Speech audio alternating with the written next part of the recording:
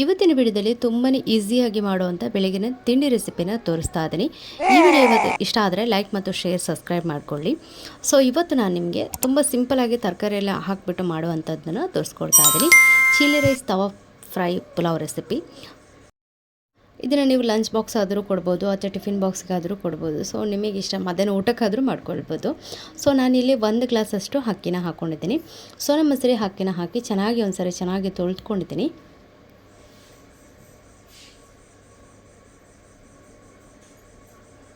ಈಗ 1 ಗ್ಲಾಸಿಗೆ 2 ಗ್ಲಾಸಷ್ಟು ನೀರು ಹಾಕ್ಕೊಳ್ತಾ ಇದ್ದೀನಿ. ಮತ್ತು ರುಚಿಗೆ ತಕ್ಕಷ್ಟು ಉಪ್ಪನ್ನು ಹಾಕಿ ಇದನ್ನು ಬೇಯಿಸ್ಕೊಳ್ಳೋಣ.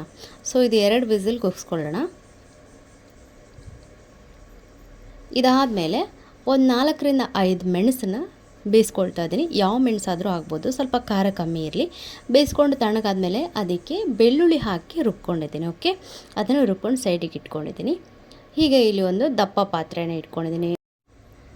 ಈಗ ಇಲ್ಲಿ ಸ್ವಲ್ಪ ಸನ್ಫ್ಲವರ್ ಆಯಿಲು ಹಾಗೆ ಚಕ್ಕೆ ಲವಂಗನ ಹಾಕ್ಕೊಂಡಿದ್ದೀನಿ. ನೀವು ಇದ್ರ ಜೊತೆ ತುಪ್ಪ ಸೇರಿಸ್ಕೊಂಡ್ರೆ ಟೇಸ್ಟೂ ಚೆನ್ನಾಗಿರುತ್ತೆ. ಸೊ ಒಂದು ನೀರುಳ್ಳಿನ ಕಟ್ ಮಾಡಿ ಹಾಕ್ಕೊಂಡಿದ್ದೀನಿ. ಇದನ್ನು ಸ್ವಲ್ಪ ಚೆನ್ನಾಗಿ ಫ್ರೈ ಮಾಡ್ಕೊಳ್ಳೋಣ, ಅಂದರೆ ಇದರ ಹಸಿ ವಾಸನೆ ಹೋಗೋ ತನಕ. ಒಂದು ಕಾಯಿ ಮೆಣಸು ಹಾಕ್ಕೊಂಡಿದ್ದೀನಿ. ಯಾಕೆಂದರೆ ಆಲ್ರೆಡಿ ನಾವು ಚಿಲ್ಲಿ ಪೇಸ್ಟನ್ನು ಬೇಯಿಸ್ಬಿಟ್ಟು ಪೇಸ್ಟ್ ಮಾಡಿ ಇಟ್ಕೊಂಡಿದ್ವಲ್ವ, ಅದು ಖಾರ ಇರುತ್ತೆ. ಸೊ ಇಲ್ಲಿ ನಾನು ಕ್ಯಾರೆಟ್ ಬೀನ್ಸ್ ಹಾಕ್ಕೊಳ್ತಾ ಇದ್ದೀನಿ. ಸ್ವಲ್ಪ ಕ್ಯಾಪ್ಸಿಕಮ್ನ ಕೂಡ ಹಾಕ್ಕೊಳ್ತಾ ಇದ್ದೀನಿ. ಇಂಥದ್ದನ್ನೇ ತರಕಾರಿ ಹಾಕ್ಕೊಳ್ಬೇಕಂತೇನಿಲ್ಲ. ಬಟಾಣಿ ಹಾಕೋಬೋದು, ಮಶ್ರೂಮ್ ಹಾಕೋಬೋದು, ನಿಮ್ಮ ಇಷ್ಟ ಯಾವ ತರಕಾರಿ ಬೇಕಾದರೂ ಹಾಕ್ಕೊಳ್ಬೋದು.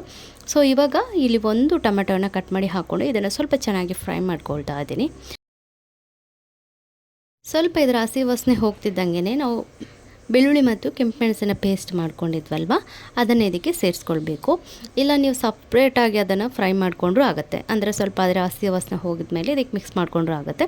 ಸೊ ನೀವು ತರಕಾರಿ ಜೊತೆಗೆ ಹಾಕಿ ಮಿಕ್ಸ್ ಮಾಡಿಕೊಂಡು ಫ್ರೈ ಮಾಡ್ಕೊಳ್ಳೋದ್ರಿಂದ ಅದು ತರಕಾರಿಗೂ ಚೆನ್ನಾಗಿ ಹೇಳ್ಕೊಳ್ಳುತ್ತೆ, ಟೇಸ್ಟ್ ಕೂಡ ತುಂಬಾ ಚೆನ್ನಾಗಿ ಬರುತ್ತೆ. ಸೊ ಇದನ್ನು ಒಂದ್ಸರಿ ಚೆನ್ನಾಗಿ ಮಿಕ್ಸ್ ಮಾಡ್ಕೊಂಡಾದಮೇಲೆ ಇದಕ್ಕೆ ರುಚಿಗೆ ತಕ್ಕಷ್ಟು ಉಪ್ಪನ್ನು ಹಾಕ್ಕೊಳ್ಳುವಂಥದ್ದು.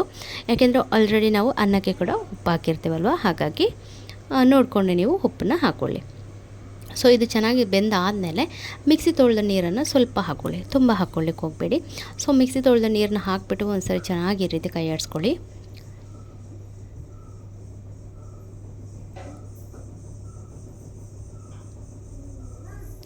ನಿಮಗೆ ಫ್ರೈ ಆಗ್ತಿದ್ದಂಗೆ ಎಣ್ಣೆ ಬಿಟ್ಕೊಳ್ಳುತ್ತೆ. ಇಲ್ಲಿ 1 ಸ್ಪೂನಷ್ಟು ಟೊಮೆಟೊ ಸಾಸನ್ನ ಹಾಕ್ಕೊಳ್ತಾ ಇದ್ದೀನಿ. ಇಲ್ಲಿ ನಾನು ಮಸಾಲ ಹಾಕ್ಕೊಳ್ತಾ ಇದ್ದೀನಿ. 1 ಸ್ಪೂನಷ್ಟು, ಸಣ್ಣ ಸ್ಪೂನಲ್ಲಿ 1 ಸ್ಪೂನಷ್ಟು ಚಿಕನ್ ಮಸಾಲ, 1/4 ಸ್ಪೂನಷ್ಟು ಧನಿಯಾ ಪುಡಿ, 1/4 ಸ್ಪೂನಷ್ಟು ಜೀರಿಗೆ ಪುಡಿ, ಹಾಗೆಯೇ ಸ್ವಲ್ಪ ಮ್ಯಾಗಿ ಮಸಾಲ, ಸ್ವಲ್ಪನೇ ಪಲಾವ್ ಮಸಾಲನ ಸೇರಿಸ್ಕೊಂಡಿದ್ದೀನಿ. ಸೊ ಇದೆಲ್ಲ ಹಾಕಿದರೆ ಸ್ವಲ್ಪ ಟೇಸ್ಟ್ ಚೆನ್ನಾಗಿರುತ್ತೆ ಅಂತ ಒಂದು ಅರ್ಧ ಲಿಂಬೆ ರಸನ ಸೇರಿಸ್ಕೊಂಡಿದ್ದಾದಮೇಲೆ, ಲಿಂಬೆ ಇಲ್ಲಾಂದರೆ 1 ಸ್ಪೂನ್ ಮೊಸರು ಹಾಕ್ಕೊಂಡ್ರೂ ಟೇಸ್ಟ್ ಚೆನ್ನಾಗಿರುತ್ತೆ.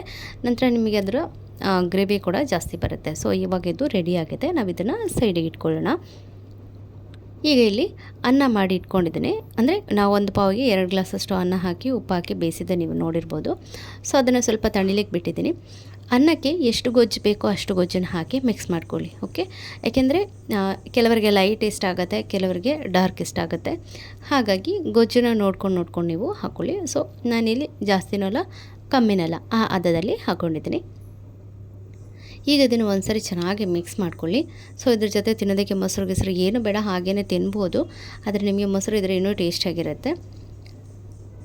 ಲಂಚ್ ಬಾಕ್ಸಿಗೆ ಮಾಡ್ಕೊಳ್ಬೋದು, ಸಂಜೆಗೆ ತಿನ್ನೋದಕ್ಕೆ ಮಾಡ್ಕೊಳ್ಬೋದು, ಮಕ್ಕಳಿಗೆ ಟಿಫಿನಿಗೆ ಮಾಡ್ಕೊಡ್ಬೋದು. ಯಾಕೆಂದರೆ ತರಕಾರಿ ಇನ್ನೂ ಜಾಸ್ತಿ ಹಾಕಿ ಮಾಡ್ಕೊಳ್ಬೋದು, ಪಲಾವ್ ಸೊಪ್ಪು ಎಲ್ಲ ಹಾಕ್ಬೋದು. ಸೊ ಲಾಸ್ಟಲ್ಲಿ ನೋಡ್ತಾ ಇದ್ದೀರಲ್ಲ ಹೇಗೆ ಕಾಣಿಸ್ತಾ ಇದೆ ಅಂತ. ಸೊ ಇವತ್ತಿನ ವಿಡಿಯೋ ನಿಮ್ಮೆಲ್ಲರಿಗೂ ಇಷ್ಟ ಆಗಿದೆ ಅಂತ ಭಾವಿಸ್ತೀನಿ. ಏನು ಮಾಡಬೇಕಂತ ಗೊತ್ತಲ್ಲ, ಲೈಕ್ ಮಾಡೋದನ್ನು ಮರಿಬೇಡಿ.